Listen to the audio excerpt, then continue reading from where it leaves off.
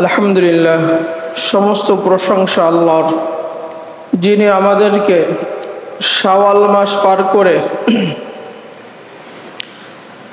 জিলকদের প্রথম জুমায় প্রথম দিনে আল্লাহ সুবহানাহু ওয়া তাআলা আমাদেরকে হায়াতে তয়্যিবা দান করে গত জুমার ন্যায় আবার উপস্থিত করে দিলেন। আমরা সে রব্বুল আলামিনের দরবারে উচ্চ স্বরে শুকরিয়া আদায় করি। আলহামদুলিল্লাহ, রব্বানা লাকাল হামদ হামদান কাসীরান তাইয়িবান মুবারাকান ফীহি ইয়া রব লাকাল হামদ কামা ইয়ানবাগি লিজালালি ওয়াজহিকা ওয়া আযীমি সুলতানিক। সম্মানিত ভাইরা আমার, জিলকদের আজকে আছে 1 তারিখ। হজের কার্যক্রম ইতিমধ্যে যারা সমর্থবান তারা হজের জন্য প্রস্তুতি নিচ্ছে। বাংলাদেশ থেকেও গতকালকে একটা ফ্লাইট চলে গেছে। এই বছর যারা হজের নিয়ত করছে, আল্লাহ রাব্বুল আলামিন প্রত্যেককেই পরিপূর্ণ হজ্জে মাবরুর করা তৌফিক দান করে, আমরা বলি আমিন। আর আল্লাহ সুবহানাহু ওয়া তাআলা আমাদেরকেও সমর্থবান করে মক্কা মদিনায় জিয়ারত করার সুযোগ তৈরি করে দেন, আমরা বলি আমিন। আমরা গত জুমায় যেখান থেকে আলোচনা শেষ করেছি, আমরা সেখান থেকে আলোচনা শুনবো ইনশাআল্লাহ। এর পরের জুমা থেকে আমরা যেহেতু হজের মৌসুম, হজের মাস, আমরা সেই সম্পর্কে ইসলামের যে 5টি স্তম্ভ হজ তার মধ্যে অন্যতম। এটা সবার জন্য ফরজ না। নামাজ যেরকম সবার জন্য ফরজ, হজ সেরকম সবার জন্য ঢালাওভাবে ফরজ না। যারা সামর্থ্যবান, যারা সামর্থ্য রাখে, যাদের অর্থনৈতিক অবস্থা ভালো, আল্লাহ রাব্বুল আলামিন তাদের জন্যই এই বাইতুল্লাহ জিয়ারত করা ফরজ করে দিয়েছেন। এই জন্য সম্মানিত ভাইরা আমার, আমরা জাহান্নামের বিষয় নিয়ে আলোচনা শুনতেছিলাম গত কয়েক জুমা ধরে। যখন তীব্র তাপদাহ বেড়ে গেল, আমরা আলোচনা শুনছিলাম যে 3টি গরম আমাদেরকে জাহান্নামের কথা স্মরণ করিয়ে দেয়। তার ধারাবাহিকতায় আমরা গত 2 জুমা আলোচনা শুনেছি। আজকে আমরা আলোচনা শুনব যে কি কাজ করলে এ জাহান্নাম থেকে রক্ষা পাওয়া যাবে, কি আমলগুলো করলে এ জাহান্নাম থেকে রক্ষা পাওয়া যাবে। আমি সেখানে 16টি আমলের কথা আজকে আমরা কোরআন এবং হাদিস থেকে সহজ আমল, জাহান্নাম থেকে সহজ আমল আজকে আমরা আলোচনা শুনব। 16টি আমলের কথা আজকে আমরা শুনবো ইনশাআল্লাহ। আমরা দুনিয়ার এই তাপ থেকে শরীরকে একটু ঠান্ডা করার জন্য, বাঁচার জন্য কত ফিকির করছি। যারা সামর্থ্যবান এসি লাগিয়ে ফেলছে শরীর ঠান্ডা রাখার জন্য, তাপ থেকে বাঁচার জন্য। বিদ্যুৎ থাকে না, আমরা হাত পাখা, চার্জার, ফ্যান, নানাবিধি উপায়ে শরীরকে ঠান্ডা রাখার চেষ্টা করছি। আল্লাহ রাব্বুল আলামিন বলতে চান, বান্দারে, দুনিয়ায় সাধারণ এতটুকুন সূর্যের তাপ দিলাম, জাহান্নামের নিঃশ্বাস দুনিয়াতে আসলো, তাই শরীরকে ঠান্ডা করার জন্য কত টাকা, কত উপায়, কত ফিকির তোমাদের মনের মধ্যে আসছে।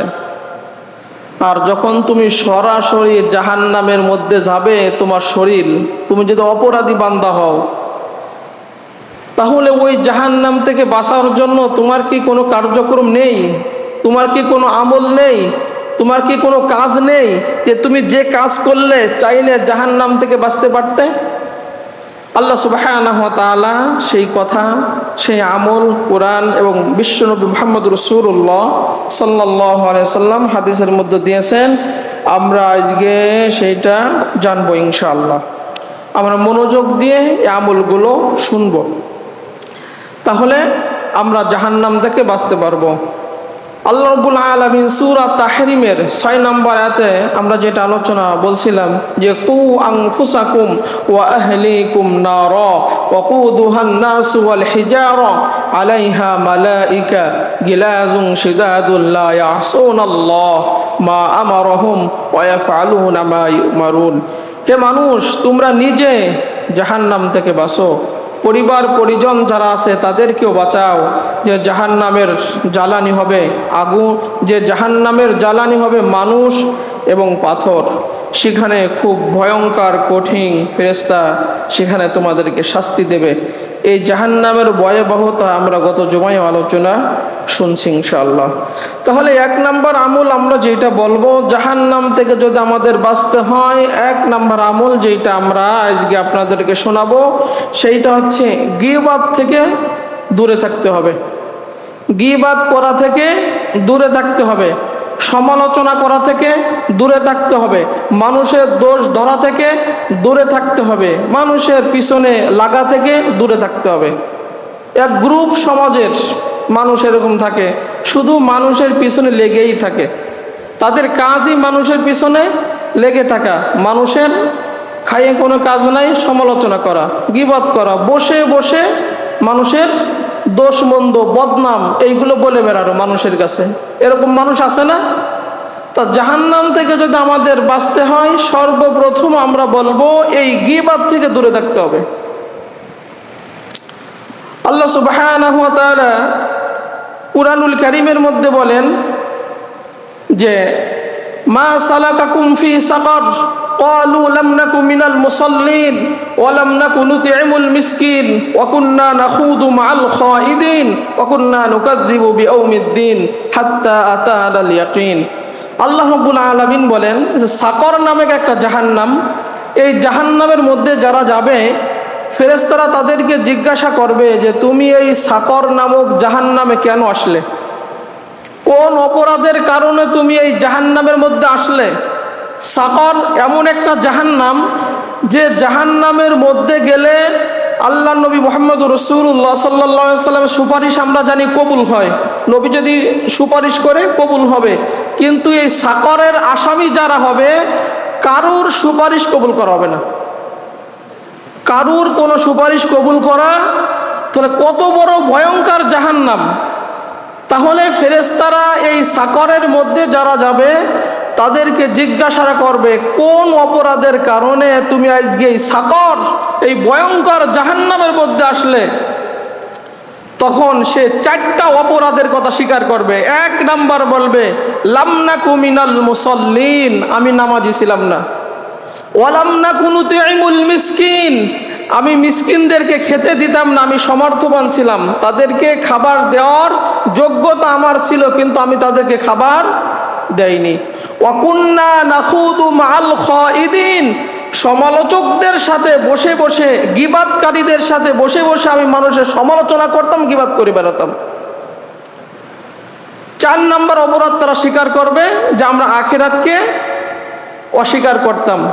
আর এই অবস্থায় হাত্তা আতানাল ইয়াকিন, এই অবস্থায় সমালোচনা করতে করতে, মানুষের পিছনে লাগতে লাগতে, মানুষের গীবাত করতে করতে আমাদের মরণ এসে গেছে, আমরা তওবা করার সুযোগ হয় নাই, এই জন্য এই সাকরে আসছি। তাহলে এই সাকর নামক জাহান্নামের মধ্যে যারা যাবে 4টা অপরাধের কারণে, তার মধ্যে একটা হচ্ছে এই সমালোচনা করা, গীবাত করা। এজন্য আল্লাহ সুবহানাহু ওয়া তাআলা কুরআনুল কারীমে সূরাতুল হুজুরাতে বলেন 11 নম্বর আয়াতে যে ওয়ালা ইয়াক্তাব বা'দুকুম বা'দা, আল্লাহ সুবহানাহু ওয়া তাআলা বলেন ওয়ালা ইয়াক্তাব বা'দুকুম বা'দা আইয়ুহিব্বু আহাদুকুম আইয়াকুলা লাহমা আখিহি মাইতান ফাকারিহতুমুহু ওয়াত্তাকুল্লাহ, যে তোমরা পরস্পরের গীবাত করো না, সমালোচনা করো না, মানুষের পিছনে লেগে লেগে দোষ তোমরা খুঁজো না, এটা বাদ দিয়ে দাও। তোমরা কি পছন্দ করো তোমার মরা ভাইয়ের গোশত খাওয়াকে? আল্লাহ প্রশ্ন করেন আইয়ুহিব্বু আহাদুকুম আইয়াকুলা লাহমা আখিহি মাইতা, তোমরা কি পছন্দ করো যে তোমার মরা ভাইয়ের গোশত খাবা? এটাকে তোমরা কেউ পছন্দ করো? আল্লাহ সুবহানাহু ওয়া তাআলা বলেন কখনোই না, এটা তোমরা তো সবাই অপছন্দ করো। অতএব যারাই মানুষের সমালোচনা করে, যারাই মানুষের পিছনে লেগে থাকে, যারাই মানুষের গীবাত করে, তারা নিজের মরা ভাইয়ের গোশত খাইলে যা হবে তাই। এই জন্য আল্লাহ নবী মুহাম্মদ রাসূলুল্লাহ সাল্লাল্লাহু আলাইহি সাল্লাম বলেন, আমি যখন মিরাজে যাই, আমি মিরাজে যেয়ে দেখি এক শ্রেণীর মানুষের হাতে বড় বড় নখ, সে বড় বড় নখ দিয়ে নিজের গায়ের গোশত নিজে খুঁচে খুঁচে খাচ্ছে। আমি জিব্রাইলকে জিজ্ঞাসা করলাম, জিব্রাইল, এই বান্দা কোন অপরাধের কারণে যে নিজের গায়ের গোশত নিজে ছিঁড়ে ছিঁড়ে খাচ্ছে? জিব্রাইল আলাইহিস সালাম বললেন, ইয়া রাসূলুল্লাহ সাল্লাল্লাহু আলাইহি সাল্লাম, এই লোকটা সারাদিন বসে বসে মানুষের দোষ তালাশ করে বেড়াতো, এক জায়গায় বসলে মানুষের গীবাত করত, মানুষের সমালোচনায় লিপ্ত থাকতো। এই জন্য আল্লাহ রাব্বুল আলামিন তাকে এই শাস্তি দিচ্ছেন। সাথে সাথে প্রশ্ন করলেন সাহাবীরা, ইয়া রাসূলুল্লাহ সাল্লাল্লাহু আলাইহি সাল্লাম, এই গীবাতটা কি আপনি আমাদেরকে জানিয়ে দেন। আল্লাহর নবী মুহাম্মদুর রাসূলুল্লাহ সাল্লাল্লাহু আলাইহি সাল্লাম বলেন, গীবাতটা হলো যে কারোর অনুপস্থিতিতে এমন কথা বলা যে কথাটা তার সামনে বললে তার খারাপ লাগতো, তার অপছন্দ হতো, সে অপমানিত হতো, ওই কথাটার নাম হলো গীবাত। কারোর অনুপস্থিতিতে এমন কথা বলা, নবীজি সাহাবীদেরকে শিখাচ্ছেন যে গীবাতটা কি তোমরা শোনো। কারোর অনুপস্থিতিতে এমন কথা বলা, মানুষের সাথে আলোচনা করা যা সরাসরি তার সামনে বললে সে কষ্ট পেত। সাহাবারা পরক্ষণে জিজ্ঞাসা করলেন, ইয়া রাসূলুল্লাহ সাল্লাল্লাহু আলাইহি সাল্লাম, ওই দোষটা যদি তার মধ্যে বিদ্যমান থাকে তাহলে কি হবে? আল্লাহর নবী মুহাম্মদুর রাসূলুল্লাহ সাল্লাল্লাহু আলাইহি সাল্লাম বলেন, ওই দোষটা তার মধ্যে যদি বিদ্যমান থাকে, তার অনুপস্থিতিতে যদি তুমি কোন মানুষের সামনে বলো, তাহলে গীবাত হবে। মরা ভাইয়ের গোশত তুমি খাইলে, আর কিয়ামতের ময়দানে নিজের গোশত খুঁজে খুঁজে খাইতে হবে। আর যদি সেই দোষ তার মধ্যে না থাকে, তাহলে তাকে তুমি মিথ্যা অপবাদ দিলে, এই মিথ্যা অপবাদ দেওয়ার কারণে তোমার শাস্তি হবে দুইটা। একটা হলো কিয়ামতের দিন তোমার হায়াতের জীবনে যত নেক আমল করছো, এই মিথ্যা অপবাদ তার নামে দেওয়ার কারণে তোমার সমস্ত নেক আমল তাকে দিয়ে দিতে হবে। সারা জীবন যা নেক আমল কামাই করছেন, নামাজ রোজা হজ যাকাত দান সদকা করে, সব কিয়ামতের ময়দানে তাকে দিয়ে দিতে হবে। আর যার নামে সমালোচনা করে বেড়াইছেন, সারা জীবন গীবাত করে বেড়াইছেন, তার আমল নামায় যত গুনাহ আছে আপনার সব নিতে হবে। এই জন্য মানুষের সমালোচনা করার আগে খুব সাবধান হয়ে যেতে হবে। মানুষের পিছনে লাগার আগে, গীবাত করার আগে খুব সাবধান হয়ে যেতে হবে, নতুবা আপনার আমল নামায় যা ছিল সব তাকে দিয়ে দিতে হবে। কি লাভ? আর দুনিয়ায় শাস্তি হচ্ছে, কোনো ব্যক্তি যদি মানুষের নামে মিথ্যা অপবাদ দেয়, ইসলামিক যদি রাষ্ট্র হয় কোনো সময়, এই মিথ্যা অপবাদ দেওয়ার কারণে 80টা বেত আঘাত তার পিঠে দিতে হবে। এটা হচ্ছে দুনিয়ার শাস্তি। 80টা বেত আঘাত দিয়ে সমাজকে দেখাতে হবে যে তোমরাও যদি এরকম মিথ্যা কারোর অপবাদ দাও। আজকে মিথ্যা সাক্ষ্য দিয়ে কত মানুষকে জেলখানায় ঢোকাচ্ছে, মিথ্যা অপবাদ দিয়ে, মিথ্যা সাক্ষ্য দিয়ে মানুষকে হয়রানি, জুলুম, নির্যাতন মানুষের নামে করতেছে। ইসলামিক রাষ্ট্র যদি থাকতো, মিথ্যা অপবাদে যদি কেউ ধরা পড়তো, তাহলে 80টা বেত আঘাত দিত, আর কিয়ামতের ময়দানে তো সব আমলনামা দিয়ে দিতে হবে। এই জন্য আল্লাহ নবী মুহাম্মদুর রাসূলুল্লাহ সাল্লাল্লাহু আলাইহি সাল্লাম বলেন, এই জাহান্নাম থেকে যদি বাঁচতে চাও, মানুষের সমালোচনা ছেড়ে দাও, মানুষের দোষ ধরা ছেড়ে দাও, মানুষের পিছনে লাগা ছেড়ে দাও, মানুষের গীবাত করা ছেড়ে দাও, নতুবা জাহান্নাম থেকে বাঁচতে পারবা না। সারা জীবনের নেক আমল যার জন্য তুমি গীবাত করলে, সমালোচনা করলে, তাকে দিয়ে দিতে হবে, নতুবা তুমি জাহান্নাম থেকে বাঁচতে পারবা না। তাহলে গীবাতটা আমরা বুঝলাম যে কারুর অনুপস্থিতিতে এমন কথা বলা যা তার সামনে বললে সে ব্যক্তি কষ্ট পেত। এরপরে নবীজি মুহাম্মদুর রাসূলুল্লাহ সাল্লাল্লাহু আলাইহি সাল্লামকে আল্লাহ রাব্বুল আলামিন জানিয়ে দিয়েছেন সূরা হুজুরাতে 11 নম্বর আয়াতে, ওয়ালা তাজাসসু, মানুষের পিছনে লেগো না, মানুষের দোষ তালাশ করো না। তোমার জীবনে কত ভুল আছে তুমি এটাকে সংশোধন করো। তোমার জীবনে কত ভুল আছে এইটা তুমি দেখো, নিজের দিকে তাকাও, নিজের কি অপরাধ আছে, নিজেই কি অন্যায় আছে সেইটা তুমি আগে দেখো। কিন্তু আমরা আত্মসমালোচনা, নিজেরটা বলতে রাজি না, অন্যে কি সামান্য ভুল করছে এইটা নিয়েই আমরা পড়ে আছি। এই জন্য নবীজি বলতেন, কোনো ব্যক্তি যদি মানুষের পিছনে লেগে যায়, কোনো ব্যক্তি যদি মানুষের ভুল ধরার চেষ্টায় লেগে যায়, আল্লাহ রাব্বুল আলামিন ওই বান্দার পিছনে লেগে যায়, আল্লাহ রাব্বুল আলামিন ওই বান্দার ভুল ধরাও লেগে যায়।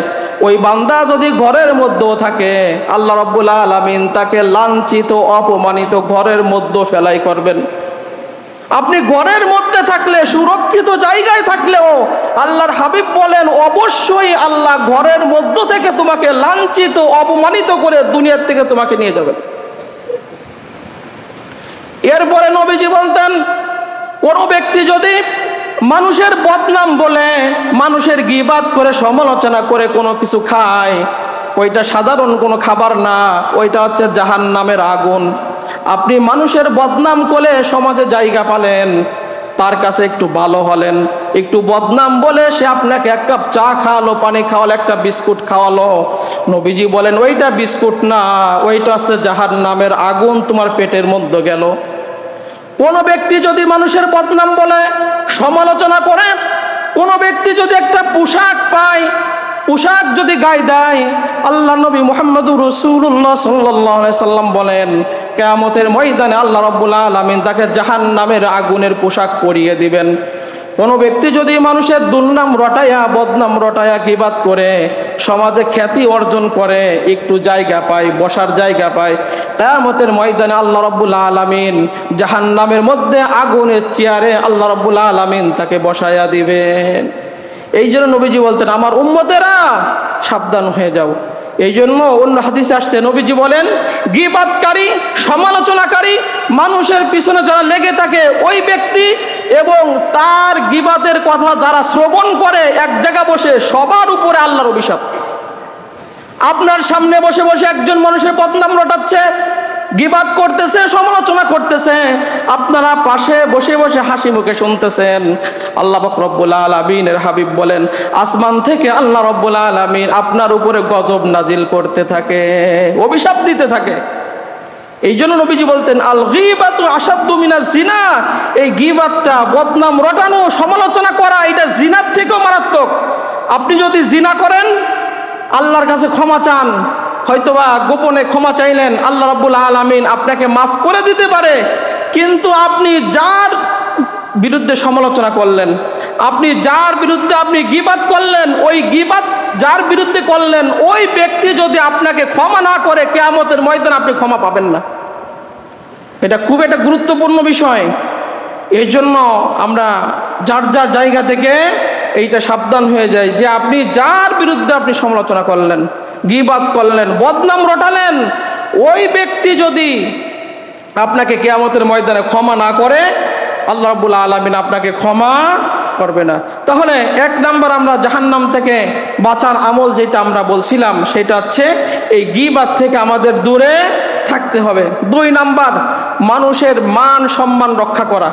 জাহান্নাম থেকে দ্বিতীয় আমল হচ্ছে বাঁচার, মানুষের মান সম্মান রক্ষা করা। আপনি দেখতেছেন আপনার সামনে কোনো মুসলিম ভাইকে মানুষ অপমান অপদস্থ করতেছে, তার মানহানি করতেছে, আপনি সেখানে দাঁড়িয়ে যান, আপনি প্রতিহত করেন, তার মান সম্মান যদি আপনি রক্ষা করতে পারেন, আল্লাহ সুবহানাহু ওয়া তাআলা বলেন বান্দারে কিয়ামতের ময়দানে তুই যদি জাহান্নামের আসামি হোস, আমার একজন ফেরেশতা দিয়ে আমি রব্বুল আলামিন তোকে আমার ওই জাহান্নাম থেকে রক্ষা করব।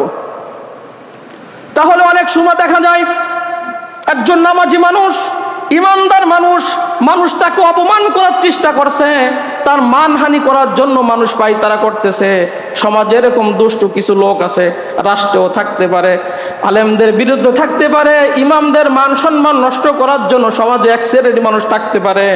আপনি যদি সেখানে দাঁড়িয়ে প্রতিহত করেন, তার মান সম্মান রক্ষা করেন, আলেমের মান সম্মান রক্ষা করেন, মুমিনের মান সম্মান রক্ষা করেন, ইমাম সাহেবের মান সম্মান যদি আপনি রক্ষা করেন, কিয়ামতের ময়দানে আল্লাহ রাব্বুল আলামিন একজন ফেরেশতা দিয়া আপনার পূর্ণাঙ্গ শরীরকে জাহান্নামের আগুন থেকে রক্ষা করবে। কিন্তু আমরা দেখুন লেলিয়ে দিই, আমরা এখন লেলিয়ে দিই, যাচ্ছে ভালো করে বলুক, ভালো করে সাইজটা করুক, কিন্তু আল্লাহ রাব্বুল আলামিন বলেন আসো দুনিয়ার জীবন শেষ করে তখন মজা দেখাবো।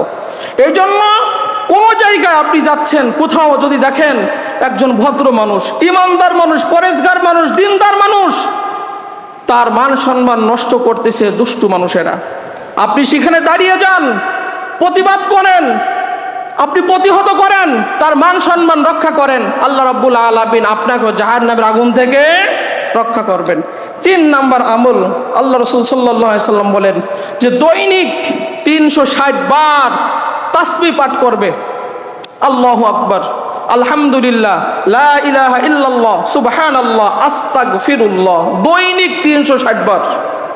কোন ব্যক্তি যদি দৈনিক 360 বার আল্লাহু আকবার, আলহামদুলিল্লাহ, লা ইলাহা ইল্লাল্লাহ, সুবহানাল্লাহ, আস্তাগফিরুল্লাহ এটা পাঠ করে, রাস্তায় দিয়ে হাঁটাচলা করেন, কষ্টদায়ক বস্তু দেখছেন, আপনি ওইটা সরিয়ে ফেলেন, সৎ কাজের আদেশ দেন, অসৎ কাজের নিষেধ করেন। আল্লাহ নবী মুহাম্মদুর রাসূলুল্লাহ সাল্লাল্লাহু আলাইহি ওয়াসাল্লাম বলেন কিয়ামতের ময়দানে 360টা ঢাল দিয়ে আল্লাহ রাব্বুল আলামিন আপনাকে জাহান্নাম থেকে রক্ষা করবেন। 360 বার তাসবিহটা পড়েন, রাস্তায় আপনারা চলাফেরা করেন, দেখতেছেন এটা পথচারীকে এই বস্তুটা কষ্ট দিতে পারে, আপনি একটু কষ্ট করে নেমে রাস্তার থেকে কষ্টদায়ক বস্তুটা সরিয়ে দিলেন। এই সরানোর ফজিলাত আমি একটা জুমাই শুধু আলোচনা করছি। সরিয়ে দিলেন, সৎ কাজের আদেশ দেন, অসৎ কাজের নিষেধ করেন। সমাজে কত অন্যায় অবিচার কাজ হয়, আমরা কেউ সেখানে নিষেধ করি না, কিন্তু সৎ কাজের আদেশ আমরা দিতে পারি, ভাই এইটা ভালো কাজ, এইটা করো, কিন্তু অসৎ কাজ করতেছে ওইটা নিষেধ করতে হবে, এইটা আমরা করি না। পারলে হাত দিয়ে করেন, না পারলে মুখ দিয়ে আপনি বলেন, না পারলে মনে মনে ঘৃণা করবেন, এটা তো দুর্বলতম ঈমান। আপনি সমাজের নেতা, আপনার ক্ষমতা আছে, সমাজে অসৎ কাজ আছে, অন্যায় জুলুম নির্যাতন কাজ হচ্ছে, অবিচার হচ্ছে, আপনি দাঁড়িয়ে সেটা নিষেধ করেন, ভাই এটা অন্যায়, এটা করা যাবে না। আল্লাহ রাব্বুল আলামিন বলেন এই বৈশিষ্ট্য যে মুমিনের মধ্যে থাকবে, আল্লাহ রাব্বুল আলামিন 360টা ঢাল দিয়ে কিয়ামতের ময়দানে তার পূর্ণাঙ্গ শরীরকে জাহান্নাম থেকে রক্ষা করবেন। তাহলে আমরা এটা করবো ইনশাআল্লাহ। এরপরে 4 নাম্বার আমল আমরা জাহান্নাম থেকে বাঁচার জন্য যেটা বলবো সেইটা হচ্ছে, নবীজি বলেন 40 দিন পর্যন্ত একাধারে প্রথম তাকবীরে উলার সাথে নামাজ আদায় করা। আপনি চাইলে আমরা পারি। জাহান্নাম থেকে কেন বাঁচবো, কত জুমায় ধরে তো আমরা বলতেছি, এই আমলগুলো আজকে শুধু আমলগুলো বলবো এই জুমায়। 40 দিন পর্যন্ত কোন মুমিন মুসলমান ইমানদার বান্দা যদি প্রথম তাকবীরের সাথে তাকবীরে উলার সাথে 40 দিন একাধারে নামাজ পড়তে পারে, আল্লাহ নবী মুহাম্মদ রাসূলুল্লাহ সাল্লাল্লাহু আলাইহি সাল্লাম বলেন আল্লাহ সুবহানাহু ওয়া তাআলা তাকে 2টি নাজাতের ছাড়পত্র দেন। একটা হচ্ছে জাহান্নাম থেকে নাজাতের ছাড়পত্র, আপনি জাহান্নাম থেকে মুক্তি পাবেন তার একটা ছাড়পত্র আল্লাহ রাব্বুল আলামিন দিয়ে দেন। আর একটা আছে মুনাফিকের থেকে আপনি মুক্তি পাইলেন। কারণ মুনাফিক সমাজে ইহুদি খ্রিস্টান বেধর্মী এদেরকে চেনা যায়, কিন্তু মুনাফিকদের চেনা কিন্তু খুব কষ্টকর, মুনাফিকদের শাস্তি কিন্তু তাদের থেকে বেশি হবে। এই জন্য আল্লাহ রাব্বুল আলামিন এই মুনাফিকের খাতা থেকেও নাম কেটে দিবেন এবং জাহান্নামীদের খাতা থেকে আল্লাহ সুবহানাহু ওয়া তাআলা নামগুলো কেটে দিবেন। এই জন্য আমরা প্রত্যেকেই চেষ্টা করব। অনেক সময় দেখা যায় রমজান মাসে আমরা দেখছি যে তারাবির শেষ টান যখন হবে তখন হুক করে নামাজে দাঁড়ায়, ওই যে দাঁড়াইতে একটু কষ্ট হয়। আরে ভাই ওই কষ্টের বিনিময়ে সূরা কিরাত আপনি সূরা ফাতিহা শুনলেন, আরে ফাতিহা ইমাম সাহেব পড়ল, শেষ হলো আমিন বলেন, আপনার আমিন ফেরেশতার আমিন একসাথে হলে তো আল্লাহ গুনাহই মাফ করে দেয়। তাহলে আপনি তো সে ফাতিহা শুনলেন না, কিরাত শুনলেন না, শেষে যাই আপনি দাঁড়ালেন, কত বড় সব থেকে আপনি বঞ্চিত হলেন। এই জন্য প্রত্যেকেই টার্গেট থাকবে আমরা মসজিদে আসব, প্রথম তাকবীর ইমামের সাথে ধরবো। আল্লাহ রাব্বুল আলামিন আমাদের তৌফিক দিক, বিস্তারিত বলতে গেলে সময় থাকবে না, এই জন্য আমরা এটা করব। 5 নাম্বার আমল আমরা বলবো, যদি পারেন মুয়াজ্জিন হবেন, যদি পারেন মুয়াজ্জিন হবেন। নবীজি বলেন যে ব্যক্তি একাধারে 7 বছর সওয়াবের আশায় নেকের আশায় মুয়াজ্জিনের দায়িত্ব পালন করে, আল্লাহ রাব্বুল আলামিন তাকে জাহান্নাম থেকে মুক্তির সনদ দিয়ে দেন। সুবহানাল্লাহ। যদি পারেন সুযোগ হয় মুয়াজ্জিনই করবেন, মাঝে মাঝে আজান দিবেন, আর একাধারে 12 বছর পর্যন্ত যদি কোনো ব্যক্তি মুয়াজ্জিনের দায়িত্ব পালন করে, হাদিস তার প্রমাণ করে যে আল্লাহ রাব্বুল আলামিন জান্নাত ওয়াজিব করে দেন। শুধু তাই নয়, নবীজি বলেন কিয়ামতের ময়দানে আল্লাহ রাব্বুল আলামিন মুয়াজ্জিনের ঘাড় সবার থেকে লম্বা করে দিবেন। হাসরবাসী সবাই এক সাইজের থাকবে, আর মুয়াজ্জিনের ঘাড়টা লম্বা থাকবে। সারা দুনিয়ার মানুষ চিনতে পারবে এই ব্যক্তি দুনিয়ায় থেকে মসজিদে আজান দিত, মুয়াজ্জিনি করত। এই জন্য নবীজি বলতেন যে দুনিয়ার মুয়াজ্জিনেরা তোমরা উঁচু কণ্ঠে আওয়াজ দিবে, দারাজ কণ্ঠে আওয়াজ দিবে। সাহাবারা পাল্টা প্রশ্ন করলেন, ইয়া রাসূলুল্লাহ সাল্লাল্লাহু আলাইহি সাল্লাম, উঁচু গলায় যদি মুয়াজ্জিন আজান দেয় তাহলে কি হবে?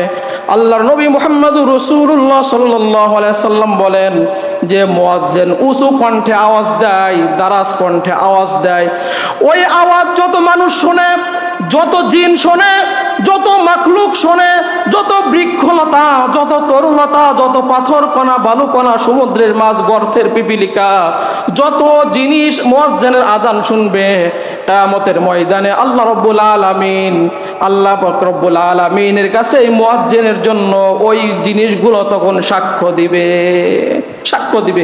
যত মানুষ শুনবে, জিন শুনবে, বৃক্ষলতা, তরুলতা, পাথর কণা, বালুকণা, গর্তের পিপিলিকা, সমুদ্র মাছ, যারা মুয়াজ্জিনের আজান শুনে কিয়ামতের ময়দানে সবাই সাক্ষ্য দেবে যে আল্লাহ নামাজের জন্য আপনার এই বান্দা দৈনিক 5 বার আজান দিত, আপনি একে মাফ করে দেন।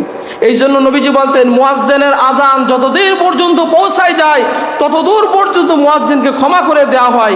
জীব নির্জীব সবাই মুয়াজ্জিনের জন্য ক্ষমা প্রার্থনা করে। এই জন্য আপনি যদি সুযোগ থাকে এক নিষ্ঠার সাথে মুয়াজ্জিনের দায়িত্ব আপনি পালন করেন। যদি সুযোগ থাকে তাহলে আল্লাহ রাব্বুল আলামিন এই জাহান্নাম থেকে মুক্তির একটা ফয়সালা করে দিবেন। 6 নম্বর আমল আমরা যেটা বলবো জাহান্নাম থেকে, অসুস্থ অবস্থায় একটা দোয়া পাঠ করা। মনোযোগ আমার দিকে দেন। আমরা অনেক সময় ক্যান্সার আক্রান্ত হই, বিভিন্ন রোগে আমরা আক্রান্ত হই, বিভিন্নভাবে বিভিন্ন রোগে আক্রান্ত হয়ে মানুষ মারা যায়, যায় কি যায় না? বিভিন্ন রোগে আক্রান্ত হয়ে মানুষ মারা যায় না? নবীজি বলেন কোনো ব্যক্তি যদি আশঙ্কা করে যে আমার যে রোগ হয়েছে এই রোগের কারণে আমি মারা যেতে পারি, আমি হাদিসটা প্রায়ই বলছি, অনেককে মুখস্থ করাইছি, যে কোনো ব্যক্তি যদি আশঙ্কা করে আমার যে রোগ হয়েছে এই রোগের কারণে আমি মারা যেতে পারি, ওই ব্যক্তি যদি চায় যে আমি তাহলে রোগের কারণে মারা যেতে পারি, আমি জাহান্নাম থেকে বাঁচতে চাই, তাহলে আল্লাহ নবী মুহাম্মদুর রাসূলুল্লাহ সাল্লাল্লাহু আলাইহি সাল্লাম বলেন ওই রোগগ্রস্ত ব্যক্তিকে বলেন তুমি অসুস্থতা শরীর নিয়ে বেডে শুয়ে শুয়ে তুমি পড়ো লা ইলাহা ইল্লাল্লাহু আল্লাহু আকবার, লা ইলাহা ইল্লাল্লাহু ওয়াহদাহু লা ইলাহা ইল্লাল্লাহু ওয়াহদাহু লা শারীকা লাহু লা ইলাহা ইল্লাল্লাহু লাহুল মুলকু ওয়া লাহুল হামদু লা ইলাহা ইল্লাল্লাহু ওয়া লা হাওলা ওয়া লা কুওয়াতা ইল্লা বিল্লাহ। এইটা তুমি পাঠ করো, ওই রোগের কারণে তুমি যদি মারা যাও, আল্লাহর নবী বলেন আমি আল্লাহর কসম করে বলি তোমার দেহকে জাহান্নামের আগুন কখনো ভক্ষণ করবে না। তাহলে আমরা যা অসুস্থ, পরিবার অসুস্থ হয়, আপনি মুখস্থ করেন জাহান্নামের আগুন থেকে শরীরকে বাঁচানোর চেষ্টা, আপনি আমলগুলো মুখস্থ করেন। এই যে সাধারণ 43 ডিগ্রি 42 ডিগ্রি 41 ডিগ্রি তাপমাত্রা, শরীরকে বাঁচানোর জন্য এসি লাগালেন, শরীরকে বাঁচানোর জন্য ফ্যান লাগালেন, কত ঠান্ডা রাখার জন্য কত ফিকির আপনি করলেন, আর আপনার শরীরকে জাহান্নাম থেকে বাঁচানোর জন্য আমলগুলো আপনি করবেন না। এই জন্য সম্মানিত ভাইরা আমার, আমরা এই আমলটা করব। 7 নাম্বার, আপনার 16টা পয়েন্টে আজকে আলোচনার কথা বলছিলাম, যে 16টা আমল হাদিস থেকে খুঁজে খুঁজে আপনাদেরকে জানাবো। 7 নাম্বার আমরা যেটা বলবো সেটা আপনার সামর্থ্য অনুযায়ী বেশি বেশি দান করা। কারণ নবীজি বলেন কিয়ামতের ময়দানে বান্দার সাথে আর আল্লাহ রাব্বুল আলামিনের সাথে কোনো দোভাষী থাকবে না, সরাসরি বান্দার আল্লাহর সাথে কথা হবে। সরাসরি বান্দাকে আল্লাহ রাব্বুল আলামিন জিজ্ঞাসা করবেন, সরাসরি কথা হবে, কোনো দোভাষী থাকবে না। বান্দা ডান দিকে তাকাবে দেখবে জাহান্নাম, বাম দিকে তাকাবে দেখবে জাহান্নাম, সামনে তাকাবে জাহান্নাম, পিছনে তাকাবে জাহান্নাম। আল্লাহকে সরাসরি বান্দা বলবে আল্লাহ আমি এই জাহান্নামের আগুন থেকে বাঁচতে চাই।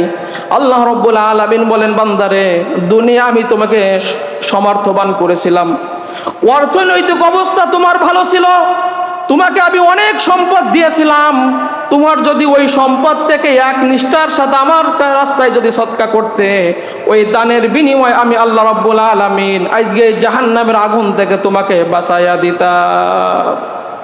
এই জন্য আপনার যে সম্পদ আছে, কৃপণতা না, আপনার তো আল্লাহ রাস্তায় দিতে গেলে কৃপণতা আসে, দিতে চাই না, অবহেলা, কত বাহানা, একবার দিছে আবার কি দেওয়া লাগবে। এই সম্পর্কে তো একটা জমায় দানের সম্পর্কে আলোচনাই করছি, এই জন্য শুধু আমলগুলো আজকে মনে করাই দিচ্ছি।